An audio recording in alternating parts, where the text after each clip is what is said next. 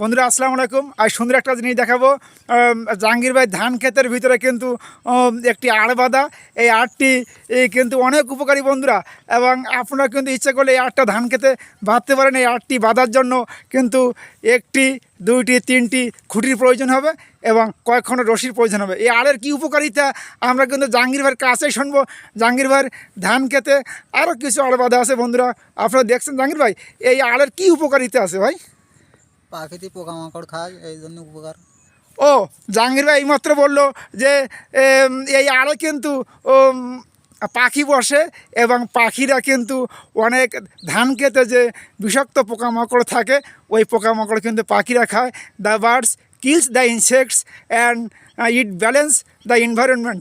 So birds are very important for our environment. পাখিরা আমাদের সমাজে অনেক গুরুত্বপূর্ণ বন্ধুরা, এই জন্য পাখি হত্যা করা যাবে না এবং পাখির সুরক্ষার দায়িত্ব কিন্তু আমাদের। দেখেন বন্ধুরা, জাহাঙ্গীর ভাই ধান খেতে কত আড় বাঁধা, এবং এই আড়গুলো কিন্তু এটা পাখি বসে এবং পাখি কিন্তু পোকামাকড় শিকার করে খায়। এবং জাহাঙ্গীর ভাই ধান খেতে কিন্তু আর এই দেখেন বন্ধুরা, ওই যে একটি আড় বাঁধা এবং আর অনেকগুলো আড় বাঁধা বন্ধুরা, ওই যে দেখেন বন্ধুরা, খুঁটি দিয়ে আড় বাঁধা। এবং এই